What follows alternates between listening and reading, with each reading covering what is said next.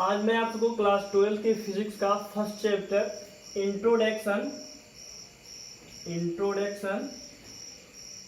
First chapter है आपका, या इसको कहते हैं हम फिजिकल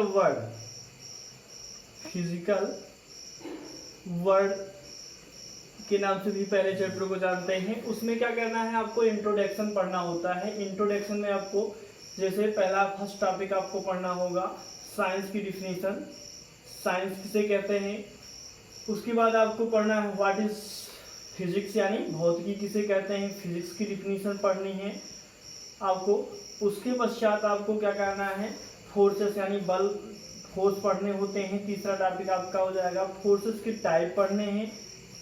उसके पश्चात आपके कुछ लॉज पढ़ने होते हैं जैसे ऊर्जा संरक्षण के नियम, रेखीय संवेग संरक्षण के नियम। उसके पश्चात आपको क्या करना होता है, कुछ खोज और खोजकर्ता के बारे में अध्ययन करना होता है। तो सबसे पहला टॉपिक हमारा है साइंस। साइंस किसे कहते हैं, इस पर आज हम चर्चा करते हैं। देखिए साइंस किसे कहते हैं। फर्स्ट टॉपिक है हमारा science. What is science, what is science, science किसे कहते हैं। अब हमें देखना है साइंस की डिफिनीशन, साइंस किसे कहते हैं। तो साइंस आपका एक शब्द है सिंटिया, सिंटिया से लिया गया है। ये आपका जो सिंटिया है ये आपका एक लैटिन वर्ड है जिसका अर्थ होता है, सिंटिया का अर्थ होता है टूनो या अथवा जानना या नॉलेज। साइंस को हिंदी में हम क्या कहते हैं, विज्ञान कहते हैं। और ये जो विज्ञान शब्द है आपका वो क्या है, एक संस्कृत है, संस्कृत भाषा से लिया गया शब्द है। यानी साइंस की डिफिनीशन हो जाएगी एक प्रकार से कि साइंस आपका क्या है, लैटिन वर्ड के सिंटिया शब्द से बना है जिसका अर्थ होता है टू वर्ड्स, मतलब जिसका अर्थ हो जाएगा आपका, जिसका अर्थ होता है टू नो या नॉलेज यानी जानना। अब देखिए यानी जो भी हम जानकारी रखते हैं या कुछ भी जानते हैं वो सब क्या आता है, साइंस के अंतर्गत आता है। यानी जो भी हम अध्ययन करते हैं वो सब क्या आता है, साइंस के अंतर्गत आता है। अब साइंस की कई ब्रांचेज हैं, जैसे आपकी मुख्य रूप से जो आपको पढ़ने होते हैं साइंस, वो आप तीन प्रकार से पढ़ते हैं, तीन टाइप यानी फिजिक्स, केमिस्ट्री, बायो। तो ये आपका साइंस का डिफिनीशन एक प्रकार से हो जाएगा। यानी जो कुछ भी आपके आसपास क्या हो रही हैं, घटनाएं घट रही हैं, उसके बारे में जो आप जानकारी रखते हैं या जानते हैं वो सब आपका क्या कहलाता है, साइंस कहलाता है। उसे की क्या कहते हैं, विज्ञान कहते हैं। और विज्ञान एक क्या है, संस्कृत शब्द है आपका। अब बात करते हैं हम फिजिक्स की यानी भौतिकी की। तो देखिए साइंस मुख्य रूप से अभी भी बताया गया आपको, तीन भागों में बांटा गया। वैसे तो साइंस की कई प्रमुख ब्रांचेज हैं, उस मुख्य रूप से आपको तीन ब्रांचेज पढ़ने होते हैं। एक हो गया आपका फिजिक्स हो गया आपका। उसके बाद आपका आता है केमिस्ट्री हो गया। उसके बाद आपका आता है बायोलॉजी यानी बायो। तो केमिस्ट्री के अंतर्गत यानी फिजिक्स के अंतर्गत या और क्या केमिस्ट्री के अंतर्गत, बायो के अंतर्गत किस किस चीज का अध्ययन हम करते हैं उसका देखिए। तो फिजिक्स के अंतर्गत हम क्या करते हैं, नेचर का अध्ययन करते हैं। नेचर मतलब प्रकृति हो गया, प्रकृति का अध्ययन करते हैं। केमिस्ट्री के अंतर्गत हम क्या करते हैं, केमिकल का अध्ययन करते हैं। और बायो के अंतर्गत हम क्या करते हैं, लाइफ का अध्ययन करते हैं। लाइफ का अध्ययन करते हैं। अगर फिजिक्स के न्यूटन पिता देखा जाए, जनक किसे कहते हैं, तो वो न्यूटन को माना जाता है, ये आपके न्यूटन हो जाएंगे। केमिस्ट्री के लेवसिये को माना जाता है, लेवसियर हो जाता है। और ये आपका बायो का हो जाएगा, अरस्तु को माना जाता है। अब हमको इस टॉपिक में क्या करना है, फिजिक्स के बारे में पढ़ना है। तो हमारा हेडिंग है फिजिक्स देखते हैं। फिजिक्स भी हमारा एक ग्रीक वर्ड के क्या है, फ्यूसिस शब्द से मिलकर बना होता है। जो आपका फिजिक्स है, ये जो का फिजिक्स है, ये फिजिक्स आपका भी क्या है, एक फ्यूसिस शब्द है, उस शब्द से मिलकर क्या है, बना है। जो कि क्या है, एक ग्रीक वर्ड है जिसका अर्थ होता है टू वर्ड्स, जिसका अर्थ होता है नेचर यानी प्रकृति। तो इसकी डिफिनीशन हो जाएगी प्रकृति में जो घटनाएं घट रही हैं, प्रकृति के बारे में जो भी हम अध्ययन करते हैं या प्रकृति में जो घटनाएं घट रही हैं वो सब क्या कहलाता है, हमारा फिजिक्स कहलाता है। जैसे आपका हो गया हवा का चलना, प्रकाश यानी लाइट, हमारा नेचुरल जो प्रकृति यानी प्राकृतिक घटनाएं होती हैं, जैसे हवा का चलना हो गया, लाइट की सहायता से हम देखते हैं या जो हम लिख रहे हैं, ये सब क्या आता है, हमारा नेचुरल यानी प्रकृति के अंतर्गत आता है। ये सब हमारी घटनाएं जो है वो प्राकृतिक घटनाएं हैं। तो इस प्रकार हमारा फिजिक्स का डिफिनीशन हो जाता है। यानी फिजिक्स जो आपका है वो क्या है, ग्रीक वर्ड के फ्यूसिस शब्द से लिया गया है, जिसका अर्थ होता है नेचर यानी प्रकृति।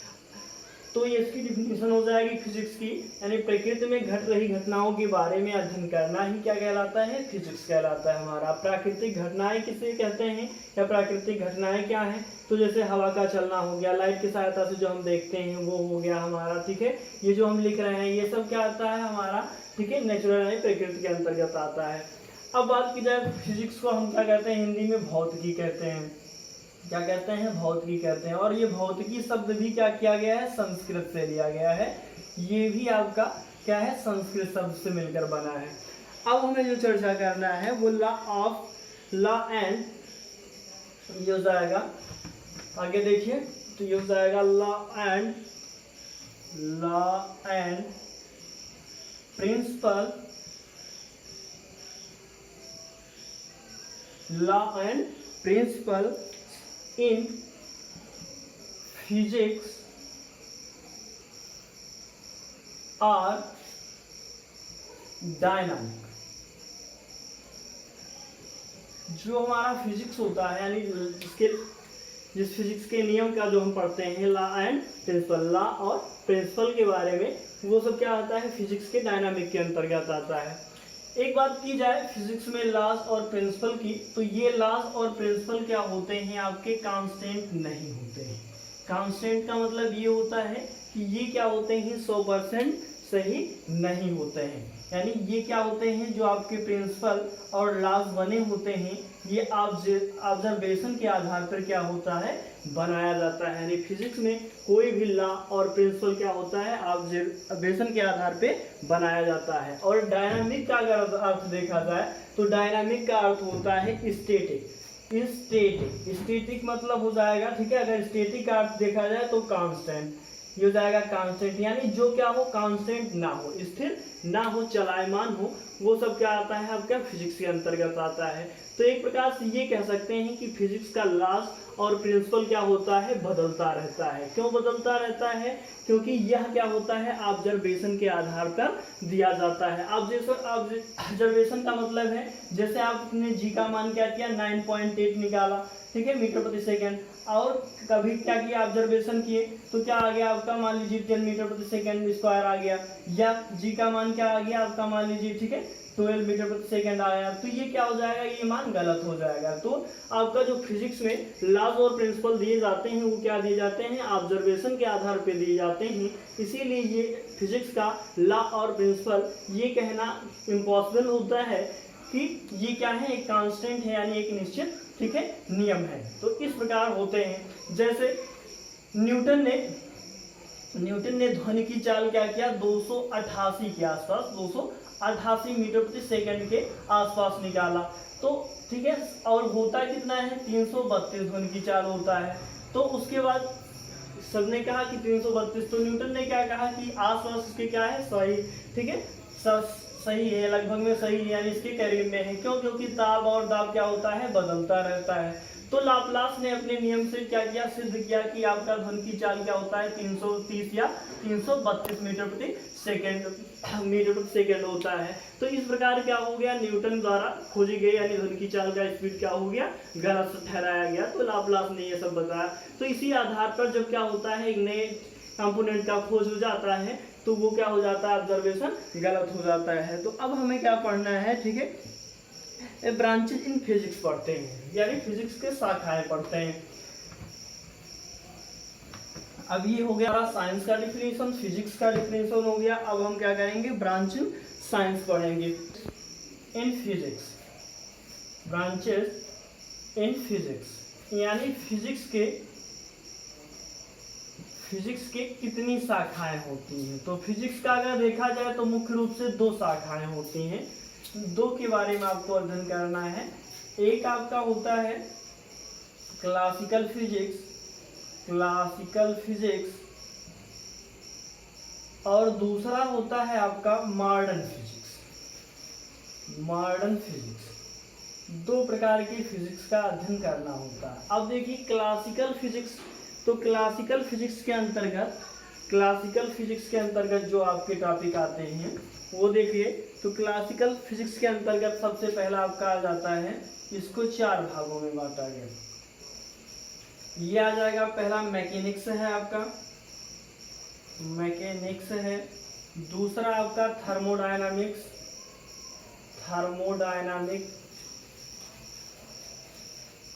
और तीसरा आपका आ जाता है, और ये हो गया आपका चौथा। 4 होते हैं। तो तीसरा आपका जो है वो इलेक्ट्रोडायनामिक्स आ जाएगा, इलेक्ट्रोडायनामिक्स।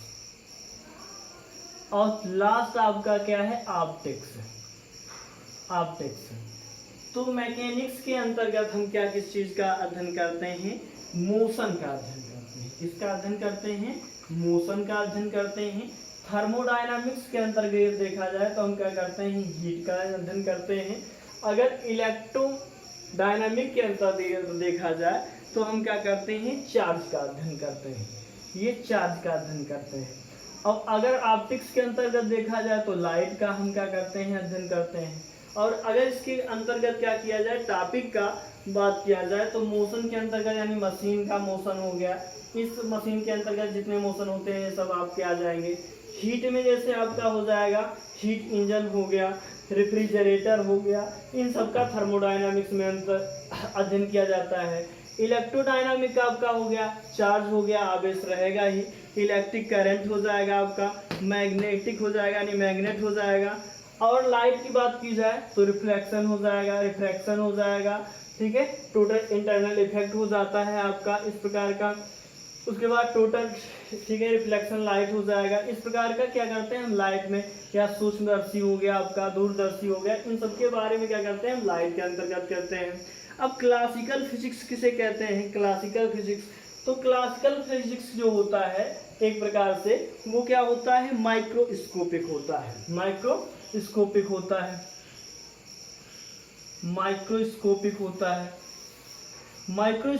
का क्या अर्थ होता है, यानी वो पार्टिकल जो क्या होते हैं, बड़ी साइज में होते हैं। क्या होते हैं, बड़ी साइज में होते हैं। यानी उनके बारे में हम क्या करते हैं, क्लासिकल फिजिक्स में अध्ययन करते हैं। बड़ी साइज का मतलब हो जाएगा आपका, जैसे चार्ज हो गया, चार्ज यानी आवेश हो गया। ग्रहों का क्या हो गया, ठीक है, अपने घूमने होगा प्लैनेट का, ठीक है। उसके प्रकार क्या होता है आपका, ठीक है, कारों का चलना हो गया। ये सब क्या आते हैं क्लासिकल फिजिक्स के अंतर्गत हम क्या करते हैं, अध्ययन करते हैं। अब हमारी बात आती है ब्रांचेज, यानी हमने 3 टॉपिक इस पर जान लिया। सबसे पहले साइंस की डिफिनीशन को पढ़ा, साइंस की डिफिनीशन किसे कहते हैं। उसके बाद फिजिक्स की डिफिनीशन को पढ़ा, फिजिक्स किसे कहते हैं। उसके बाद ब्रांच ऑफ साइंस हमने, ब्रांच ऑफ क्या कर दिया, फिजिक्स जान लिया। फिजिक्स की कितनी ब्रांचेज हैं, एक प्रकार से देखा जाए 2 ब्रांचेज होती हैं, बताया गया। क्लासिकल फिजिक्स होता है और क्या होता है, मॉडर्न फिजिक्स होता है। क्लासिकल फिजिक्स को 4 भागों में बांटा गया है, मैकेनिक्स, ठीक है, थर्मोडायनामिक्स, इलेक्ट्रोडायनामिक्स और ऑप्टिक्स। अगर बात की जाए मैकेनिक्स की तो 90 या 80% लगभग क्या करते हैं आप, मैकेनिक्स 80 से 90%, ठीक है। सिलेबस को क्या करता है, 11-11 की अगर बात की जाए तो 11th में क्या करता है, मैकेनिक्स कम से कम आपका 90% सिलेबस क्या करता है, कवर करता है। और जो 10 या 20% बचता है वो क्या करता है, थर्मोडायनामिक्स क्या करता है, कवर करता है। यानी अगर आप 11 की बात की जाए, 11 के सिलेबस की, तो आपको उसमें क्या करना है, 2 ही आपको, ठीक है, 2 ही ब्रांचेस पढ़ने हैं, मैकेनिक्स पढ़ना है और क्या करना है, थर्मोडायनामिक्स पढ़ना है। अब हमने साइंस जान लिया, फिजिक्स जान लिया, ब्रांच इन फिजिक्स जान लिया। अब देखिए जैसे मोशन, इसमें तो बता गया गया कि मैकेनिक्स में क्या करते हैं, मोशन का अध्ययन करते हैं, लेकिन एक इसमें और, ठीक है, ब्रांचेस हो जाते हैं। जैसे देख लीजिए ये आपका जैसे कार का ये क्या हो गया, चलना हो गया या घूमना हो गया, ये तो आपका क्या आता है, मैकेनिक्स में आ जाता है। लेकिन जैसे बुलेट का क्या हुआ, चलना हुआ, बुलेट मतलब गोली का क्या हुआ, आगे बढ़ना हुआ, ये सब क्या आ जाता है आपका मैकेनिक्स में आ जाता है। लेकिन क्या होता है, जब कोई न्यूक्लियस के अराउंड क्या करता है, इलेक्ट्रॉन चक्कर लगाता है, तो वो क्या होता है उसके अंतर्गत, यानी हम मैकेनिक्स के अंतर्गत इसका अध्ययन नहीं करते, तो ये आपका हमारा आ जाता है, क्या होता है, क्वांटम, एक प्रकार से क्वांटम फिजिक्स में आता है, यानी क्वांटम फिजिक्स के अंतर्गत आ जाता है आपका, ठीक है, क्वांटम फिजिक्स के अंतर्गत आता है। क्वांटम या आप कर सकते हैं मॉडर्न फिजिक्स के अंतर्गत आता है, यानी न्यूक्लियस के अराउंड जो इलेक्ट्रॉन क्या करता है, चक्कर लगाता है, यानी मोशन करता है, वो हमारा किसके अंतर्गत आता है, क्वांटम फिजिक्स के अंतर्गत या मॉडर्न फिजिक्स के अंतर्गत आता है। अब हमें चर्चा करना है फोर्सेस के बारे में, फोर्स किसे कहते हैं। तो देखिए फोर्स,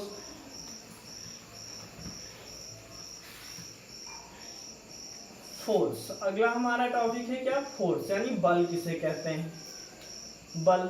तो बल देखिए ये आपका एक मान लीजिए ऑब्जेक्ट है, इस पर क्या किया आप, फोर्स लगाए, और फोर्स लगाने पर क्या हो जाए, ये क्या हो जाए, विस्थापित हो जाए, ठीक है, ये क्या हो जाए, एक स्थान से दूसरे स्थान पे हो जाए, ये भी घटना होती है पहली स्थिति।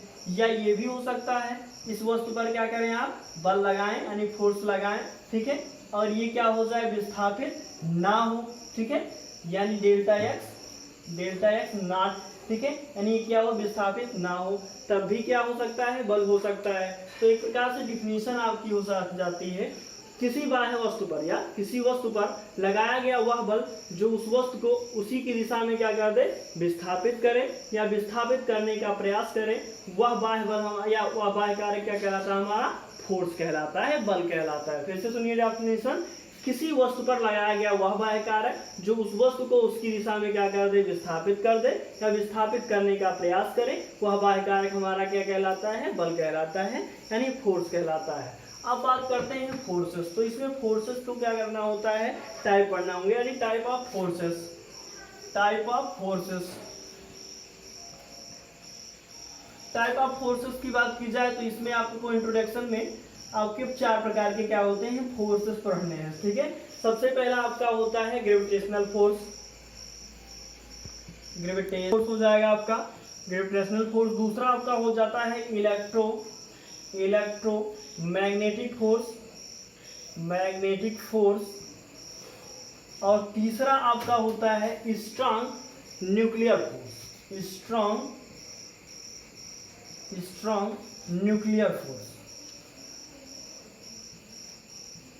और एक लास्ट है आपका वीक, यानी दुर्बल नाभिकीय बल, यानी कहते हैं इसको वीक न्यूक्लियर फोर्स। अब फर्स्ट पर हम चर्चा करते हैं ग्रेविटेशनल फोर्स। ग्रेविटेशनल फोर्स किसे कहते हैं, तो ग्रेविटेशनल फोर्स की अगर बात की जाए तो ग्रेविटेशनल फोर्स ये क्या होता है, केवल अट्रैक्शन फोर्स होता है। ये क्या करता है, किसी ऑब्जेक्ट को क्या करता है, अपनी तरफ अट्रैक्ट करता है, क्या करता है, अट्रैक्ट कर सकता है। इसकी खोज जो किया था न्यूटन ने किया था, यानी ग्रेविटेशनल फोर्स की खोज किसने की थी, न्यूटन ने की थी। तो आपको लिखना क्या है, ग्रेविटेशनल फोर्स एक ऐसा फोर्स होता है जो किसी ऑब्जेक्ट को क्या करता है, अपनी तरफ अट्रैक्ट कर सकता है, यानी आकर्षण कर सकता है, तथा इसकी खोज किसने की थी, न्यूटन ने की थी। इसका क्या होता है, इसका ठीक है फार्मूलाज है, एक प्रकार से 2 पिंड होते हैं, 2 वस्तु होते हैं, पहले का द्रव्यमान माना जाता है m1 है, दूसरे का क्या है m2 है, इनके बीच की जो दूरी होती है वो क्या होती है, r होती है। तो स्टेटमेंट की बात की जाए, अगर इसके स्टेटमेंट की बात की जाए तो स्टेटमेंट में ये कहा जाता है कि किन्हीं दो पिंडों के मध्य लगने वाला आकर्षण बल उन द्रव्यमानों के गुणनफल के क्या होता है, अनुक्रमानुपाती, तथा उनके बीच की दूरी के वर्ग की क्या होता है, व्युत्क्रमानुपाती होता है। इसको समीकरण नंबर 1 बनाएंगे, समीकरण नंबर 2 बनाएंगे, इसका कंपेयरिंग कराएंगे, यानी कंपेयर कराएंगे, comparing equation 1 and 2 we get. जब आप इसका कंपेयर कराएंगे तो ये हो जाएगा आपका F प्रति m1 m2 अपान क्या हो जाएगा r²। जब इस कांस्टेंट हटाते हैं तो हमारा एक कांस्टेंट जुड़ जाता है कैपिटल G, ये हो जाता है m1 m2 upon R square. इसी को हम क्या कहते हैं, ठीक है, सार्वत्रिक गुरुत्वाकर्षण नियतांक कहते हैं, जिसकी वैल्यू होती है जी का मान होता है 6.67 × 10⁻11 न्यूटन मीटर स्क्वायर प्रति किलोग्राम स्क्वायर। ये क्या होता है हमारा, इसका वैल्यू होता है। अब हम चर्चा करते हैं, बल का मात्रक आप जानते हैं न्यूटन हो जाएगा। अब हम दूसरे फोर्स पर चर्चा करते हैं, इलेक्ट्रोमैग्नेटिक फोर्स। तो एक प्रकार से समझ लीजिए फिर से ग्रेविटेशनल फोर्स। ग्रेविटेशनल फोर्स आपको क्या करता है, ये किसी भी ऑब्जेक्ट को क्या करता है, अट्रैक्ट करता है। इसकी खोज न्यूटन ने की थी। यह क्या होता है, दो वस्तुओं के मध्य कार्य करता है, यानी दो पिंडों के मध्य कार्य करता है। इसका जो स्टेटमेंट है ये है कि इन्हीं दो पिंडों के मध्य लगने वाला, ठीक है, बल, आकर्षण बल उन द्रव्यमानों के गुणनफल के क्या होता है, अनुक्रमानुपाती, तथा उनके बीच की दूरी के वर्ग के क्या होता है, व्युत्क्रमानुपाती होता है। इन दोनों का क्या करेंगे, कंपेयरिंग कराएंगे, तो हमारा ये फार्मूला ड्राइव हो जाएगा। जहां जी आपका कैपिटल जी क्या है, सार्वत्रिक गुरुत्वाकर्षण नियतांक है, जिसकी वैल्यू क्या होती है, ये है आपका इलेक्ट्रोमैग्नेटिक फोर्सेस। दूसरा हमारा सेकेंड है इलेक्ट्रोमैग्नेटिक फोर्सेस। ये जो हमारा इलेक्ट्रोमैग्नेटिक फोर्सेस होता है वो दो आवेशित कणों के मध्य क्या होता है, लगने वाला फोर्स होता है। ये क्या करता है, अट्रैक्शन एंड रिपल्शन दोनों का कार्य करता है। इसकी खोज ऑगस्ट डी कूलाम ने किया था। अब यह माना जाता है एक आवेश क्या है, Q1 है, इसका Q2 है, इनके बीच की दूरी क्या है, R है। अब इसका स्टेटमेंट होता है कि इन्हीं दो बिंदु आवेशों के मध्य लगने वाला आकर्षण अथवा प्रतिकर्षण बल उन आवेशों के गुणनफल के क्या होता है, अनुक्रमानुपाती, तथा उनके बीच की दूरी के क्या होता है, वर्ग के व्युत्क्रमानुपाती होता है। समीकरण 1 हो गया, समीकरण 2 हो गया। इसका भी हम क्या करते हैं, उसी तरह कंपेयरिंग कराएंगे। तो कंपेयरिंग कराएंगे, कंपेयरिंग इक्वेशन 1 एंड 2 दी है। तो ये हो जाएगा आपका F(Q1 Q2) अपान R स्क्वायर। तो इसके स्थान पे रखेंगे एक कांस्टेंट वैल्यू, तो ये हो जाएगा F into K Q1 Q2 अपान R स्क्वायर, जहाँ K की वैल्यू क्या होती है, 9 × 10⁻9 होती है। ये हो जाएगा न्यूटन मीटर स्क्वायर, तो क्या हो जाता है, कूलाम स्क्वायर। ये आपका क्या हो जाएगा, इसका मात्रक हो जाएगा। तो फिर से देख लीजिए, इसकी इलेक्ट्रोमैग्नेटिक फोर्स की खोज किसने की थी, कूलाम ने की थी।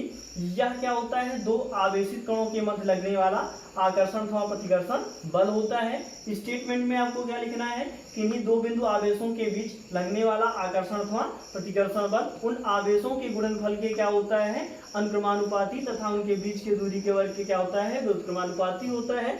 दोनों का कंपेयरिंग कराना है। कंपेयरिंग कराने के पश्चात ये वैल्यू आ जाएगा। अब तीसरा फोर्सेस हम देखते हैं, स्ट्रॉन्ग न्यूक्लियर फोर्सेस। स्ट्रॉन्ग, तीसरा हमारा स्ट्रॉन्ग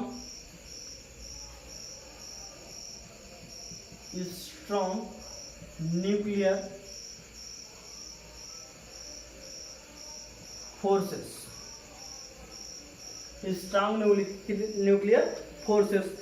स्ट्रॉन्ग न्यूक्लियर फोर्सेस की बात की जाए तो यह नाभिक में प्रोटॉनों तथा न्यूट्रॉनों को क्या करता है, एक साथ बांधे रखने का कार्य करता है। इसी फोर्सेस को हम क्या कहते हैं, स्ट्रॉन्ग न्यूक्लियर फोर्स कहते हैं। यानी किसी भी नाभिक यानी न्यूक्लियस में क्या करता है, न्यूक्लियस में ये आपका प्रोटॉन तथा न्यूट्रॉन को क्या करता है, एक साथ बांधे रखने का कार्य करता है। उसी फोर्स को हम क्या कहते हैं, स्ट्रॉन्ग न्यूक्लियर फोर्स कहते हैं। यह क्या होता है, प्रबल नाभिकीय बल विद्युत चुंबकीय बलों से क्या होता है, 100 गुना क्या होता है, 100 गुना अधिक प्रबल होता है। यह क्या होता है, प्रबल नाभिकीय बल, ठीक है, चुंबकीय बलों के से क्या होता है, 100 गुना अधिक प्रबल होता है। प्रबल नाभिकीय बल हमारा आवेश पर निर्भर नहीं करता, अर्थात 2 प्रोटॉनों और 2 न्यूट्रॉनों तथा 1 प्रोटॉनों 1 न्यूट्रॉनों के बीच क्या करता है, समान, ठीक है, बल कार्य करता है। अब हमारा अगला है क्षीण नाभिकीय बल, यानी ठीक है, स्ट्रॉन्ग हो गया हमारा। अब क्या अध्ययन करना है, वीक का अध्ययन करना है। क्यों जाएगा, वीक न्यूक्लियर फोर्स, यानी वीक न्यूक्लियर फोर्स के बारे में हमें पढ़ना है। तो जो हमारा वीक न्यूक्लियर फोर्स होता है, या कुछ नाभिकीय घटनाओं जैसे रेडियो एक्टिव नाभिक के बीटा 6 में तथा मूल कणों के बीच कार्य करने वाला क्या होता है, एक क्षीण नाभिकीय बल होता है, या एक कह सकते हैं बीटा 6 से उत्पन्न होता है। ये तो हमारा हो गया, क्या हो गया, वीक न्यूक्लियर फोर्स हो गया। अब हमें कुछ अध्ययन करने होते हैं, जैसे हमारा हो गया ऊर्जा संरक्षण का नियम। ऊर्जा संरक्षण का नियम हमें अध्ययन करना होता है, ऊर्जा संरक्षण, ठीक है। रेखीय दूसरा हो जाता है रेखीय संवेग संरक्षण, रेखीय संवेग संरक्षण, संवेग संरक्षण इसी प्रकार के आपके आ जाते हैं, ठीक है। रेखीय संवेग संरक्षण हो गया, ऊर्जा संरक्षण हो गया, द्रव्यमान ऊर्जा संरक्षण हो जाता है आपका। तीसरा हो जाएगा द्रव्यमान ऊर्जा संरक्षण, द्रव्यमान ऊर्जा संरक्षण हो गया, ठीक है। उसके बाद आपका चौथा आवेश संरक्षण हो जाता है। तो संरक्षण का मतलब होता है संरक्षित रखना, यानी एक प्रकार से कह सकते हैं कि ऊर्जा को ना तो उत्पन्न किया जा सकता है और क्या ना तो नष्ट किया जा सकता है। यद्यपि इसे एक रूप से दूसरा जाए तो ऊर्जा को ना तो उत्पन्न किया जा सकता है ना तो नष्ट किया जा सकता है। यद्यपि इसे एक रूप से दूसरे रूप में क्या किया जा सकता है, परिवर्तित किया जा सकता है। संरक्षण का मतलब ही होता है क्या किया जाए, एक रूप से दूसरे रूप में परिवर्तित किया जाए और क्या हो, ऊर्जा को ना तो उत्पन्न किया जा सकता है ना तो नष्ट, यानी इसमें क्या होता है, संरक्षित रहता है। उसी प्रकार रेखीय संवेग संरक्षण का सिद्धांत की बात की जाए तो यदि कणों की किसी क्या करें निकाय पर कार्य करने वाले बाह्य बल का मान क्या हो, शून्य हो, तो निकाय का रेखीय संवेग संरक्षित रहता है, यानी डेल्टा पी इक्वल टू क्या हो, कांस्टेंट हो जाता है या तो क्या हो जाता है, जीरो हो जाता है। इसी प्रकार आपका क्या आता है, तीसरा है द्रव्यमान ऊर्जा संरक्षण।